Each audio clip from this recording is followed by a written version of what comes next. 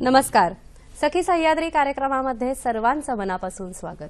महिलांविषयीच्या वैयक्तिक, सामाजिक, आर्थिक, कौटुंबिक आणि आरोग्यविषयक तुमच्या मनातील शंकांचं, तुमच्या प्रश्नांचं लाईव्ह फोन इन उत्तरांद्वारे समाधान म्हणजेच दूरदर्शन सह्याद्री वाहिनीचा कार्यक्रम सखी सह्याद्री. आजचा कार्यक्रम हा प्रायोजित कार्यक्रम आहे. विषय आहे अनेक रोगांसाठी विना औषध, विना शस्त्रक्रिया, ॲक्युपंक्चर उपचार पद्धती. आपलं शरीर हे एक अजब रसायन आहे. विविध प्रकारच्या रासायनिक प्रक्रिया आपल्या शरीरामध्ये विनासायास चालू असतात आणि त्यालाच आपण आरोग्य असं म्हणतो.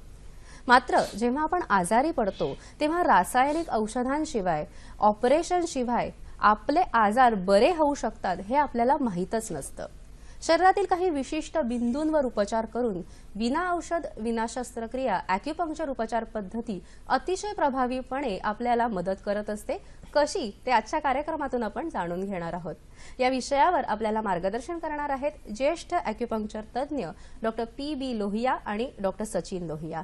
नमस्कार डॉक्टर्स, तुमचे या कार्यक्रमामध्ये स्वागत. दोन्ही डॉक्टर्सचा मी थोडक्यात परिचय करून देते. Professor sir doctor P B. Lohia हे MBBS MD मूळ ॲलोपॅथिक डॉक्टर आहेत. इंडियन अकॅडमी ऑफ ॲक्युपंक्चर सायन्सचे chairman, world association of Chinese medicine Beijing चायनाचे व्हाईस चेअरमन आहेत. बीजिंग मेरिडियन रिसर्च सेंटर चायनाचे व्हिजिटिंग प्रोफेसर आहेत. तसंच जर्मनी आणि श्रीलंका आणि अनेक देशांमध्ये ते व्हिजिटिंग प्रोफेसर आहेत. फिजिशियन ऑफ सेंचुरी या प्रतिष्ठित पुरस्काराने त्यांना सन्मानित केलेलं आहे. बेस्ट डॉक्टर हा चायनामध्ये त्यांना पुरस्कार मिळालेला आहे. आज आपले दुसरे डॉक्टर आहेत, त्यांचा आपण थोडक्यात परिचय करून घेऊया. डॉक्टर सचिन लोहिया हे MBBS ॲलोपॅथीचे डॉक्टर आहेत. चायना येथील शासकीय ॲक्युपंक्चर महाविद्यालयामध्ये तसेच व्हिएतनाममधील जागतिक आरोग्य संघटना येथे ॲक्युपंक्चरचा अभ्यास त्यांनी पूर्ण केलेला आहे. चायना येथील ॲक्युपंक्चर परिषदेमध्ये गोल्ड ऑक्स अवॉर्ड देखील त्यांना मिळालेला आहे आणि वर्ल्ड असोसिएशन ऑफ चायनीज मेडिसिनचे काउन्सिल मेंबर सुद्धा आहेत ते. दर्शको, अनेक रोगांसाठी विना औषध, विना ऑपरेशन, ॲक्युपंक्चर उपचार पद्धती असा आजच्या कार्यक्रमाचा विषय आहे आणि आजच्या कार्यक्रमामध्ये आपण विशेष करून चर्चा करणार आहोत मणक्यांचे विकार, स्पॉन्डिलोसिस, स्लिप डिस्क, संधिवात, डायबिटीज, हृदयविकार, किडनी विकार, पॉलिसिस्टिक ओव्हेरियन सिंड्रोम, मासिक पाळीच्या समस्या अशा विविध आरोग्यविषयक समस्यांवर ॲक्युपंक्चर उपचार पद्धती याविषयी, इतरही अनेक उपचारांविषयी, इतरही अनेक रोगांविषयी आपण ॲक्युपंक्चरद्वारे कसे समाधान करू शकतो याविषयी जाणून घेणार आहोत. आणि याविषयीचे जे तुमचे प्रश्न आहेत, तुम्ही प्रश्न विचारण्यासाठी उत्सुक असालच, प्रश्न विचारण्यासाठी लागतील आमचे दूरध्वनी क्रमांक. आमचे दूरध्वनी क्रमांक असे आहेत: 022 हा मुंबई बाहेरच्या प्रेक्षकांनी STD कोड डायल करायचा आहे. मोबाईल धारकांनी सुद्धा हा कोड डायल करा. 2498-8050 या दूरध्वनी क्रमांकांवर संपर्क साधून आपण आमच्या कार्यक्रमामध्ये जरूर सहभागी होऊ शकता. जास्तीत जास्त प्रश्न आम्ही नेहमीच आमच्या कार्यक्रमामध्ये घेण्याचा प्रयत्न करत असतो, म्हणून फोन करताना कृपया आपल्या टीव्ही संचाचा आवाज कमी ठेवावा. प्रश्न हा विषयाला अनुसरून थोडक्यात आणि सलग विचारावा. नमस्कार डॉक्टर्स, पुन्हा एकदा आजच्या कार्यक्रमामध्ये स्वागत. Doctor P B. लोहिया सर, आज आपण स्वतः ॲलोपॅथीचे तज्ज्ञ आहात, पण मग तुम्ही ॲक्युपंक्चरकडे कसे वळलात हा मला पहिला खूप उत्सुकता आहे प्रश्न विचारण्याची. माझं मॅटर्निटी आणि सर्जरीचं मोठं हॉस्पिटल होतं मराठवाड्यात, परळी वैजनाथ येथे. मी स्वतः, माझी पत्नी डॉक्टर स्वाती, माझी दोन्ही मुलं डॉक्टर सचिन सारंग, त्यांच्या मिसेस, सगळेच आम्ही मेडिकल डॉक्टर आहे. ॲलोपॅथी प्रॅक्टिस खूप चांगली होती. पैसा भरपूर मिळाला पण मानसिक समाधान नाही मिळाला. मला नेहमी असं वाटायचं की आपण फक्त लक्षणांचा उपचार करतो गोळ्या औषध देऊन, पण रोगाला कायमस्वरूपी नीट करत नाही. ही खंत माझ्या मनात होती. त्यामुळे एक मेंटल फ्रस्ट्रेशन होतं की इतकं शिकून उपयोग काय आपल्या ज्ञानाचा. म्हणून मी ॲक्युपंक्चर पद्धतीकडे वळलो. ॲक्युपंक्चर पद्धतीमध्ये रोगाचं मूळ जर शोधून काढता आलं तर रोग मुळासकट नीट करण्याची दाट शक्यता असते. त्याशिवाय त्यात काही खर्च नाही, औषधं नाही, औषधाचे दुष्परिणाम नाही, असे अनेक ह्याचा विचार करून मी या पद्धतीकडे वळलो. पण मग ॲक्युपंक्चर म्हणजे नेमकं काय असतं सर? ॲकस म्हणजे सुई आणि पंक्चर म्हणजे टोचणे. आपल्या शरीरावर बरेचसे असे बिंदू असतात ज्याच्यावर टोचून आपण रोगाचा उपचार करतो. जसं प्रत्येक रस्त्याच्या खाली एक नाली असते, तर नाली किंवा पाईपलाईन मध्ये काही कचरा अडकला तर आपण काय करतो, मॅनहोलचं झाकण काढतो आणि त्यातून एक काठी घालून तो कचरा काढतो.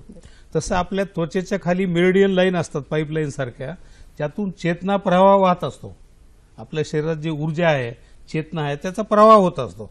त्याच्यात जर काही अडथळा निर्माण झाला तर पेन किंवा पॅरालिसिस किंवा अजून काही प्रकारचे रोग उद्भवतात.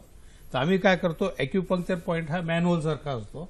त्या ॲक्युपंक्चर पॉईंटमधून सुई घालतो, त्याला हरवतो. जसं आपण कचरा काढतो तसा अडथळा आपण दूर करतो. म्हणजे अतिशय सोप्या पद्धतीने आपण ॲक्युपंक्चर चिकित्सा करता हे आम्हाला समजलंय. पण इतर उपचार पद्धतींपेक्षा ॲक्युपंक्चर पद्धती विशेष कशी वेगळी आहे आणि फायदेशीर आहे?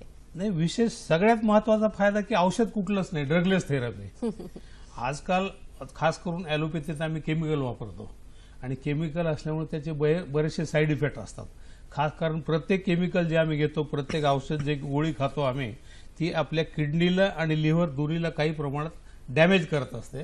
त्याचे अनेक दुष्परिणाम असतात. ॲक्युपंक्चरमध्ये औषध नसल्यामुळे दुष्परिणाम काहीच नाही. दुसरी गोष्ट, औषधाचा खर्च नाही. तिसरी गोष्ट, ॲक्युपंक्चरमध्ये आम्ही तपासण्या करताना आमची तपासायची पद्धत अत्यंत सोपी आहे आणि त्यामुळे तपासण्याचा खर्च हा खूप कमी होतो. त्यामुळे भारतासारख्या गरीब देशाला, जिथे मेजॉरिटी लोक हे दारिद्र्य रेषेच्या खाली आहेत, तर अत्यंत कमी खर्चाची उपचार पद्धती आहे. बऱ्याचशा ठिकाणी ऑपरेशन टाळू शकतो, औषधाची तर गरजच नाही. आणि रोग जर फार कमी प्रमाणात असेल तर काही पॉइंटवर नुसतं दाब देऊन आम्ही नीट करू शकतो. अच्छा, ओके. मग सर, हे ॲक्युपंक्चरने नेमकं रोगाचं निदान कसं केलं जातं? डॉक्टर सचिन, तुम्ही काय सांगाल? ॲक्युपंक्चर पद्धतीमध्ये शरीराच्या बद्दल माहिती घेणं हे फार महत्त्वाचं आहे. रुग्णाला प्रथम आल्यानंतर त्याला काय काय त्रास होतो हे जाणून त्याच्या शरीरामध्ये जे चेतना प्रवाह, थोडक्यात आता मी एकदा पहिले माहिती करून देतो शरीराची. तर हे आपलं असं शरीर, ॲक्युपंक्चर पद्धतीप्रमाणे या शरीरावरती असे अनेक एनर्जीचे चॅनल्स असतात. हे सर्व एनर्जी चॅनल एकमेकांना अटॅच असतात, एकमेकांना जोडून असतात. हे सर्व मिळून शरीराला चालवतात. जसं आपण औषधी उपचार पद्धती किंवा इतर ह्याच्यामध्ये आपण अवयवाप्रमाणे सगळं गणित आखतो, शरीरामध्ये कुठला अवयव खराब झालं, किडनी, लिव्हर असं, तर याच पद्धतीप्रमाणे ॲक्युपंक्चरमध्ये हे एनर्जी चॅनल आम्ही पाहतो. हे एनर्जी चॅनल आतमध्ये किडनी, लिव्हर, हार्ट हे सर्वांना चालवत असतं.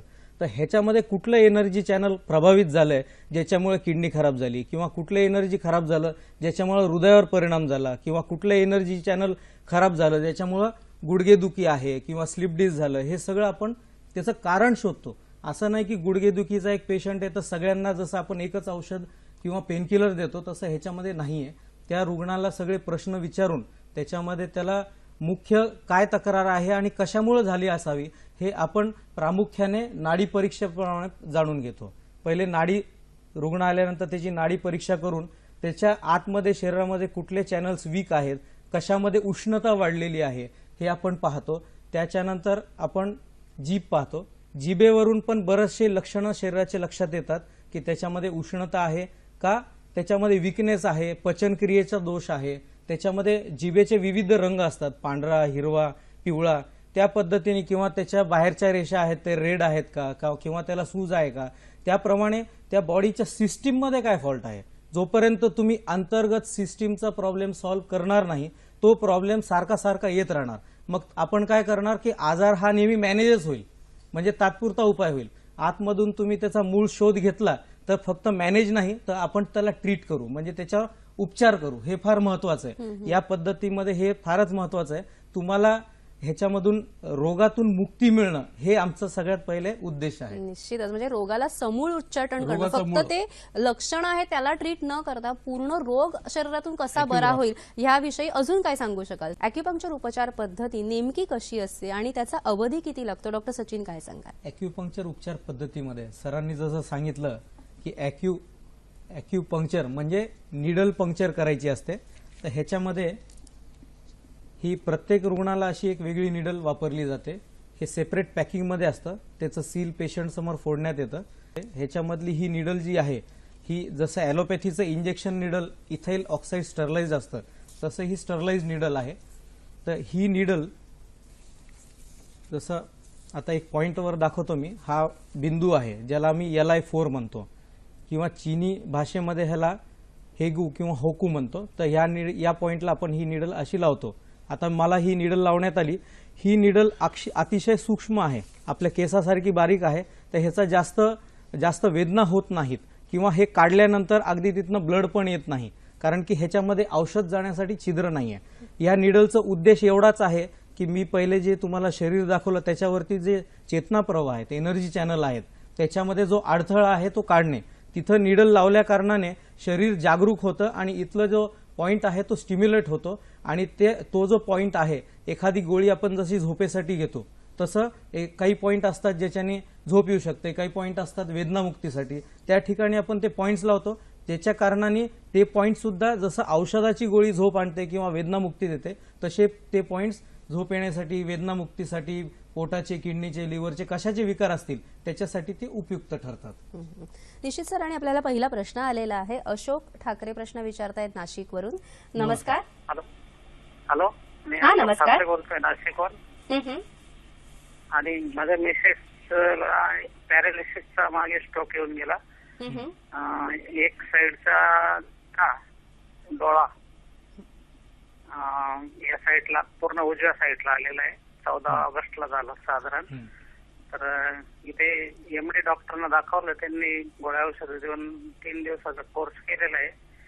तर पुढे काही फरक जाणवत नाही, डोळ्याला असा बंद होत नाही आणि चेहरा गाल फुगवत नाही किंवा त्याच्यात काही ताकद नाही राहिली. ठीक आहे अशोकजी, तुमचा प्रश्न आम्हाला कळलेला आहे. सचिन सर काय उत्तर द्याल? लकव्याचे बरेचसे प्रकार असतात. जसं अशोकजींनी सांगितलं तर त्याच्यामध्ये एक अर्धांगवायूचा जो प्रकार असतो त्याच्यामध्ये अर्ध शरीर कमकुवत होतं, जसं अर्धा चेहरा, एक साईडचा हात, एक साईडचा पाय. तसंच त्यांनी जे सांगितलं की चेहरा थोडासा वाकडा आहे किंवा डोळा थोडा तिरकस वाटतो, तर त्याच्यामध्ये दुसऱ्या प्रकारचा अर्धांगवायू असतो ज्याच्यामध्ये 7 नंबरची नस कमजोर झालेली असते, त्याला फेशियल पॅरालिसिस म्हणतात. दोन्ही वेगळ्या गोष्टी आहेत. तर अर्धांगवायूसाठी तर अॅक्युपंक्चर जगभर फेमस आहे. अॅक्युपंक्चर उपचार हे प्राथमिक स्वरूपामध्ये आजकाल पूर्ण जगामध्ये घेतलं जातं.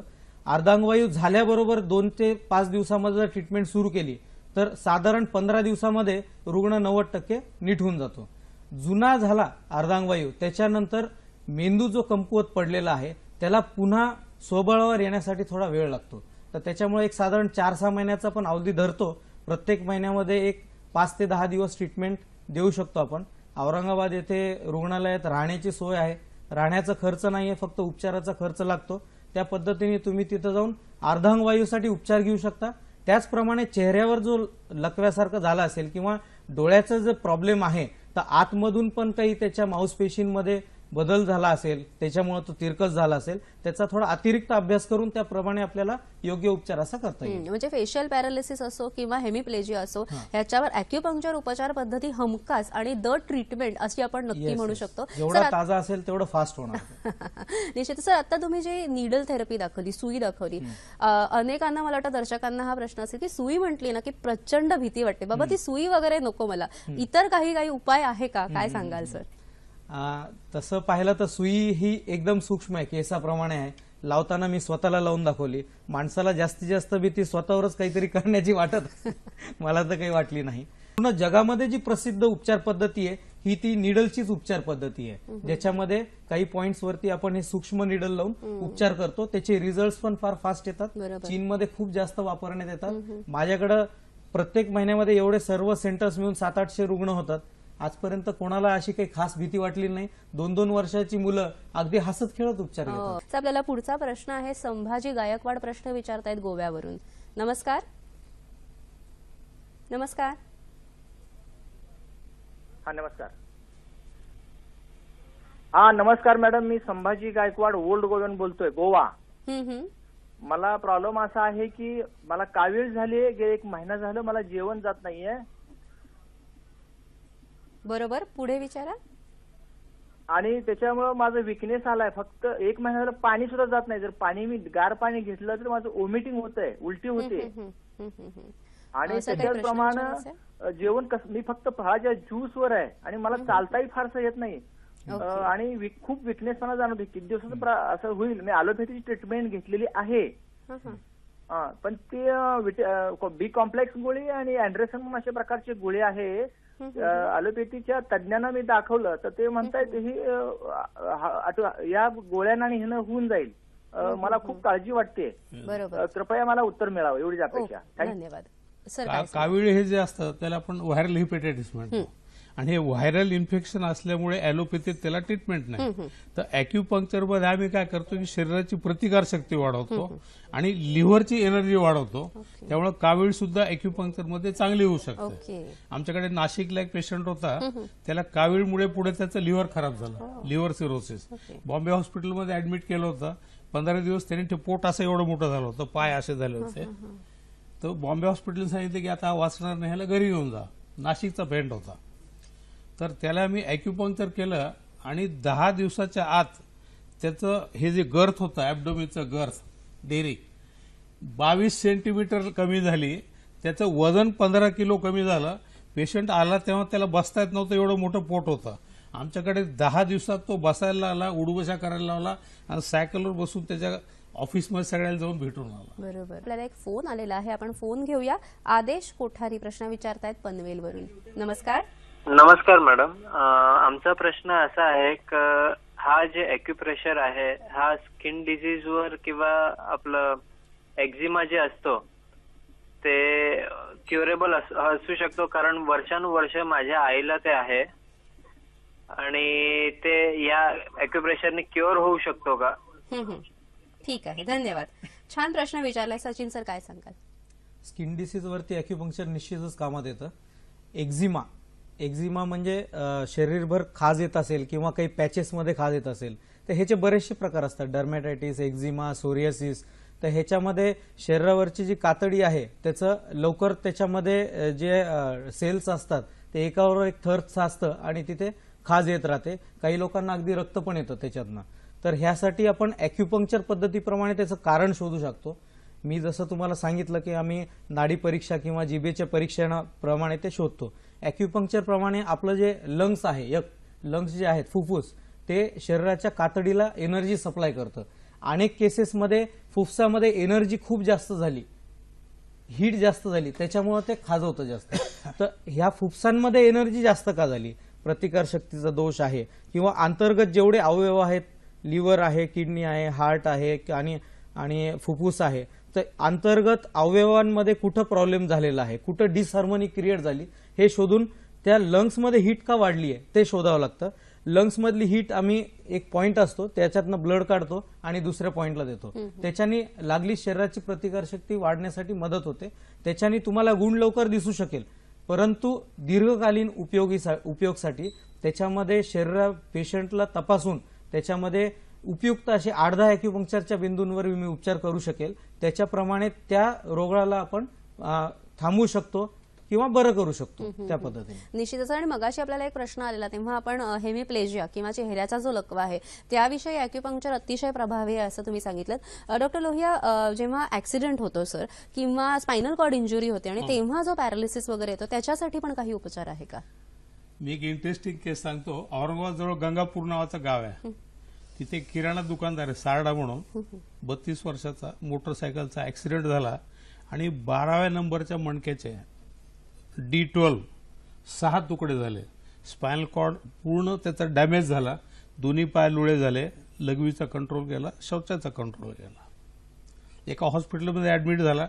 डॉक्टरने ऑपरेशनची तयारी केली पण सांगितले की ऑपरेशन नीट होणार नाही. पेशंट तिथून पळून आमच्याकडे आला. मी त्याला म्हणलं मेडिकल सायन्स प्रमाणे हे अशक्य गोष्ट आहे की तू परत चालू शकशील, पण प्रयत्न आपण करू शकतो. आनंदाची गोष्ट आहे की फक्त 8 दिवसात तो 100% चांगला झाला. चालायला लागला, पळायला लागला. आमच्याकडे औरंगाबादला एक जागतिक परिषद होती, त्यात या पेशंटला दाखवलं होतं सगळ्यांना. माझे बरेचसे विद्यार्थी ऑर्थोपेडिक सर्जन आहेत. कॉन्फरन्सला चायना, जपान, इंग्लंड, अमेरिकेहून लोक आले होते. ही केस दाखवली, पेशंट दाखवला, MRI दाखवला. सगळ्याला खूप आश्चर्य वाटलं. चीनच्या एका डॉक्टरने त्याला उडवाशा करायला लावल्या, जोरजोरात मारलं, जिथं स्पायनल कॉर्ड क्रश झाला होता. आणि त्याला विचारलं की तू वजन उचलू शकतो का? तो म्हणला मी आधी 70 किलो उचलत होतो, आता 110 उचलतो. सांगायचा अर्थ की याच्यात सुद्धा फायदा होऊ शकतो, परंतु प्रत्येकालाच एवढा फायदा होईल असं नाही. रिझल्ट हे प्रत्येक पेशंटचे वेगळे असतात. पण ॲलोपॅथी त्याला काहीच उपचार नाही. ॲक्युपंक्चरमध्ये आपण निश्चितपणे प्रयत्न करू शकतो. सर, अजून एक प्रकार म्हणजे नी रिप्लेसमेंट सर्जरी. आजकाल सगळ्यांना व्यत्यासात नी रिप्लेसमेंट सर्जरी सांगितली जाते, ही आपण टाळता येऊ शकते का? वयाच्या 40 नंतर आपल्या गुडघ्यामधलं लुब्रिकेटिंग फ्लुइड जे असतं सायनोइड फ्लुइड किंवा मराठीत आपण त्याला वंगण म्हणू, ते कमी होत असतं. It is part of ageing. तर आपल्या गुडघ्यामध्ये सायनोइल शीत असतं जे हे लुब्रिकंट तयार करत असतं. आपण काय करतो की ॲक्युपंक्चर, एखादा माणूस काम करत नसेल, काम करता करता डुलक्या घेत असेल तर त्याला एक थोबाडीत मारू किंवा चिमटे घेऊ, ओट ओट कामाला लाग. तसं आम्ही ॲक्युपंक्चरच्या सहाय्याने ते सायनोइल शीतला टोचतो आम्ही, अच्छा. ते सायनोइल फ्लुइड तयार होतं. दुसरं, लिव्हरमध्ये एनर्जी कमी असेल तर सायनोइल फ्लुइड कमी असतं, आणि किडनीत एनर्जी कमी असेल तर हाडं वीक असतात, कार्टिलेज वीक असते. तर आम्ही काय करतो की सायनोइल फ्लुइडचं स्टिम्युलेशन वाढवतो आणि लिव्हर आणि किडनीची ऊर्जा वाढवतो. माझ्या आतापर्यंत जवळजवळ 34 वर्षापासून मी ॲक्युपंक्चर करतोय. एकाही पेशंटला मी नी रिप्लेसमेंटला पाठवलेलं नाही. प्रत्येक पेशंटला कमीत कमी 60%, 70%, 80% एकदम चांगला होऊन जातो. बरोबर, निश्चितच. आणि अतिशय दिलासाजनक अशी ही बाब आहे. सर, आज अनेक वेळेला आपल्या आपण इथे शिवसेनेचे माजी आमदार आहेत नीला देसाई म्हणून, त्यांना बसून उठायला त्रास होता, पायऱ्या चढायला त्रास होता, मांडी घालता येत नव्हती. त्यांचा आम्ही 2-3 महिने ॲक्युपंक्चर उपचार केला.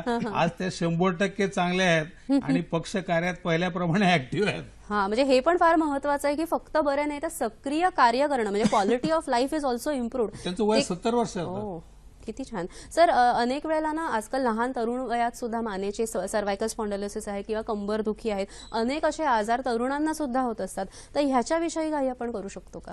मान आणि कमरेचे विकार पण पार्ट ऑफ एजिंग आहे. आपलं वय जसं जसं वाढतं तसं 2 मणक्याच्या मध्ये जी चकती असते, ज्याला आम्ही डिस्क म्हणतो, ती डिस्क पातळ होत जाते आणि ती झिजत जाते.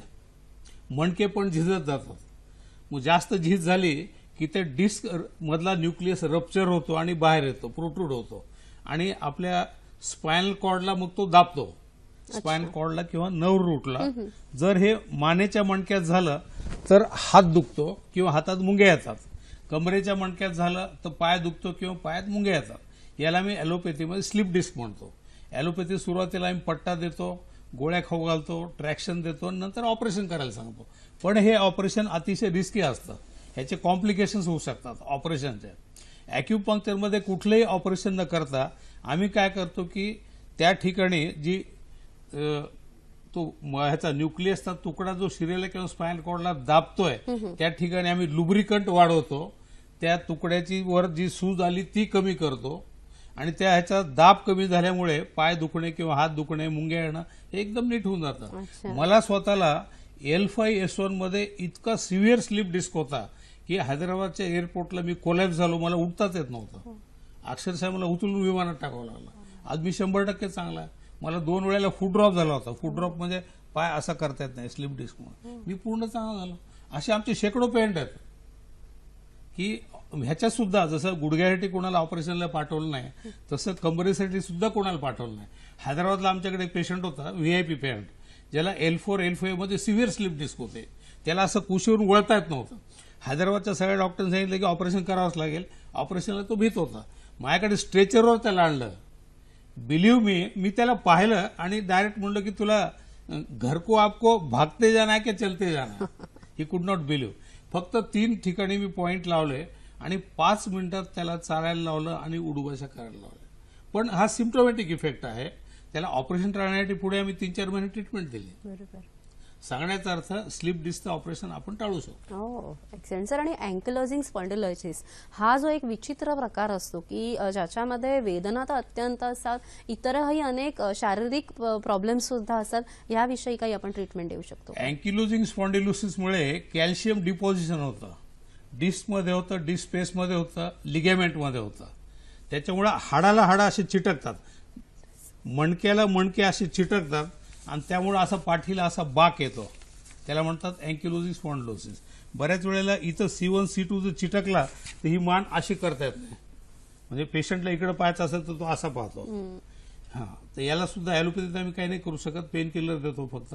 ॲक्युपंक्चरमध्ये याला सुद्धा कमीत कमी 60 to 80% बाकमध्ये सुद्धा इम्प्रूव्ह होऊ शकतो. पेन तर कमी होतोच, पण त्याचा जो बाक आहे तोही कमी होतो. अँकिलोजिंगमुळे सगळ्यात मेन प्रॉब्लेम काय येतो की हिप जॉईंट चिटकून जातो आणि मग त्याला ॲलोपॅथीत रिप्लेसमेंट करावं लागतं. आम्ही जी मेन ट्रीटमेंट करतो अँकिलोजिंगमुळे की हिप रिप्लेसमेंट करायची पाळी येऊ नये, हा बाक कमी करावा आणि हे जे चिटकणार आहे, ही जी मुवमेंट रिस्ट्रिक्ट होणार आहे ती त्याचा रेंज वाढवावा, हो. म्हणजे बऱ्यापैकी आपण हेल्प करू शकतो. हो. फ्रोझन शोल्डर, टेनिस एल्बो आणि टाचदुखी ह्यावर काही उपाय आहे का सर? फ्रोझन शोल्डर हा ज्यांना डायबिटीस त्याचा जास्त कॉमन असतो. फ्रोझन शोल्डरमध्ये हात असा वर होत नाही किंवा असा मागे जात नाही. याला ॲक्युपंक्चरमध्ये खूप चांगला उपाय आहे.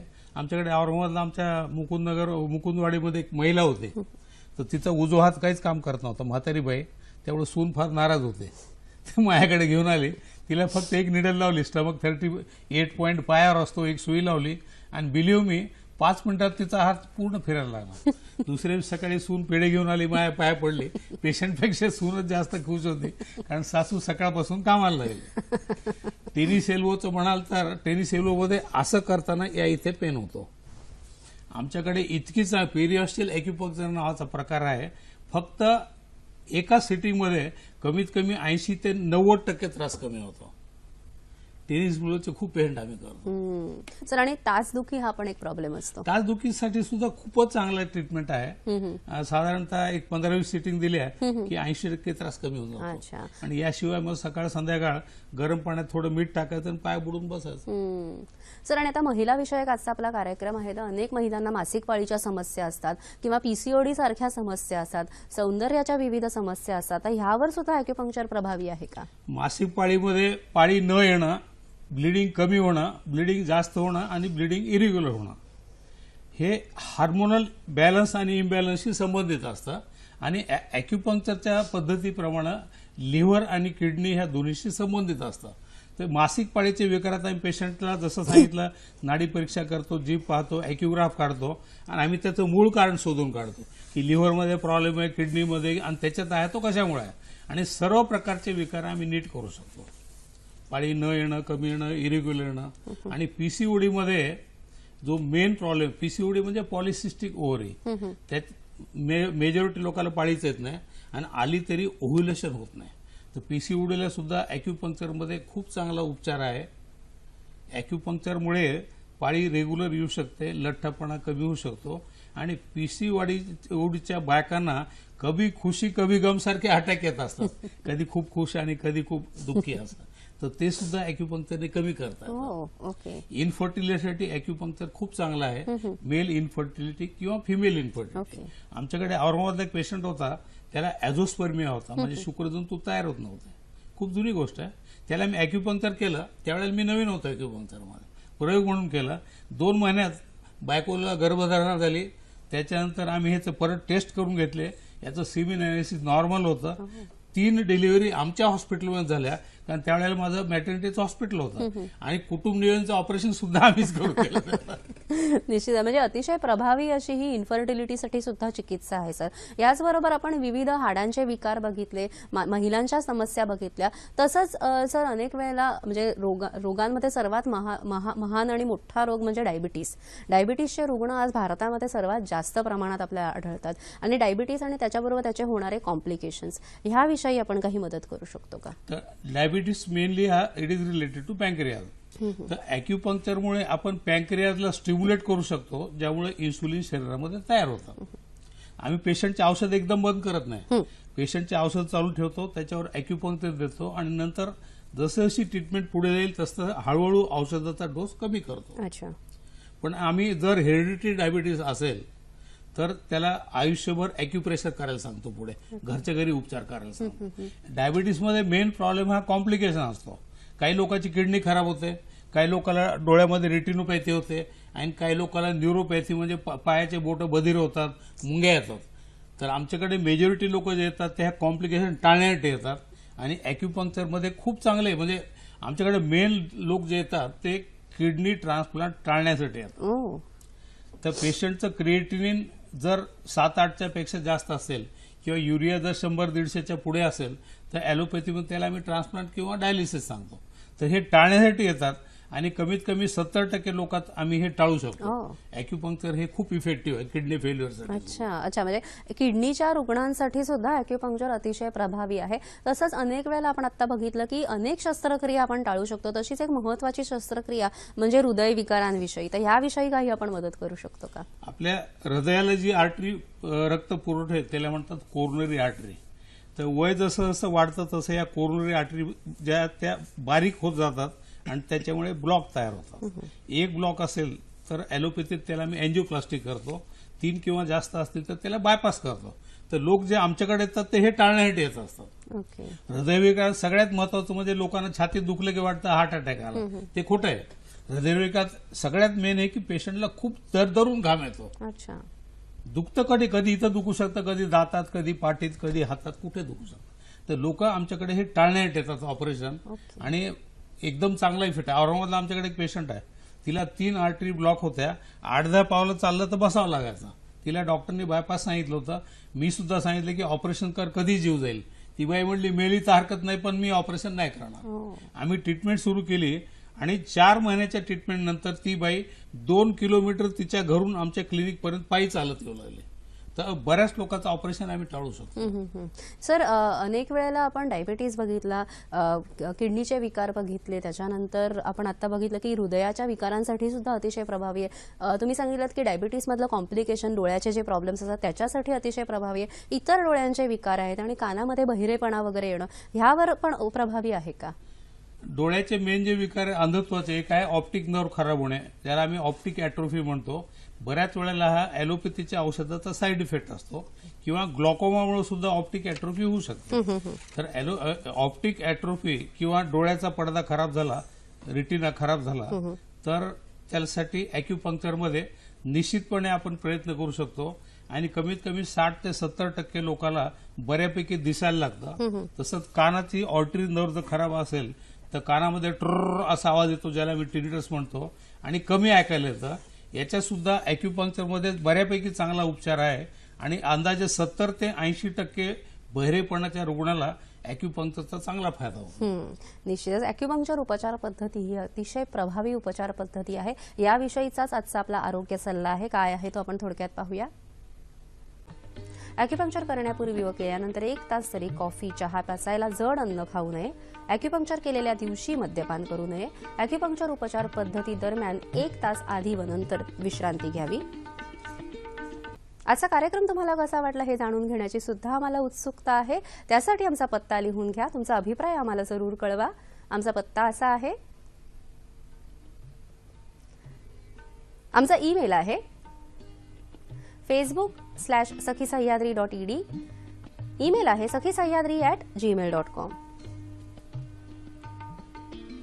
सर, आपण आता विविध विकारांवर ॲक्युपंक्चर कशी प्रभावी आहे याविषयी जाणून घेतलं. मायग्रेन नावाचा जो एक प्रकार असतो, अतिशय त्रासदायक प्रकार असतो, त्यामध्ये आपण ॲक्युपंक्चर करू शकतो का? मायग्रेन म्हणजे अर्ध डोकं दुखत असतं. तर ह्याच्यामध्ये त्याच्या पाठीमागे पण काहीतरी कारण असतं. अनेक लोकांना प्रदीर्घ काळापासून सर्दी असते किंवा डोळ्याची समस्या असते किंवा मानदुखी खूप असते. त्याच्यानंतर मग डोकेदुखी हळूहळू सुरू होते आणि ते वरच्यावर वाढत जाते. आणि ह्याच्यामध्ये सायबेलियम मायग्रेनिल नावाचे आम्ही टॅबलेट्स ॲलोपॅथीमध्ये देत असतो.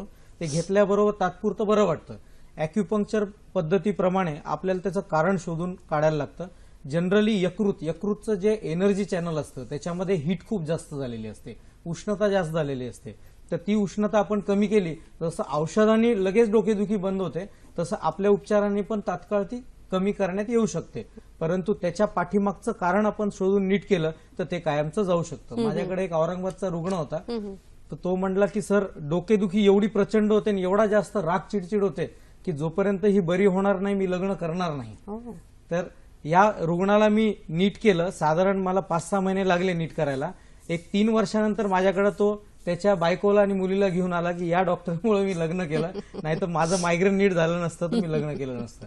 तसंच माझे एक डॉक्टर म्हणजे मला जे शिकवत होते फिजिशियन, त्यांची नात 8 गोळ्या सायबिलियमच्या सोबत खायची. त्यावेळेला तिची डोकेदुखी बंद व्हायची. नंतर ते एवढी जास्त वाढली की ती डोकं भिंतीला आदळायची.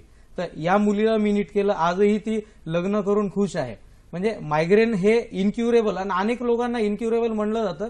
ॲक्युपंक्चरमध्ये निश्चितच एक फार चांगलं आशेचं किरण आहे. प्रत्येकाने ह्याचं वापर केलं पाहिजे. असे माझे अनेक रुग्ण युट्यूबवर आहेत. मी प्रत्येक रुग्ण इथं दाखवू नाही शकत. ते युट्यूबवर रुग्ण पाहू शकतात की कुठले कुठले रोग नीट होतात. बरेचसे आहेत त्यावर. निश्चितच माहितीचं एक विशाल जाल आहे ते आणि त्याचा निश्चितच आपण सर्वांनी उपयोग करावा. तर मला वाटतं आज अॅक्युपंक्चर थेरपी ही एक अतिशय चांगली थेरपी जी मूळतः भारतीय असलेली आणि बौद्ध भिक्खूंनी चायनामध्ये सुप्रसिद्ध केलेली आणि तिकडे नावारूपाला फळलेली ही जी चिकित्सा पद्धती आहे ह्याचा आपण सुद्धा अतिशय चांगला उपयोग करू शकतो.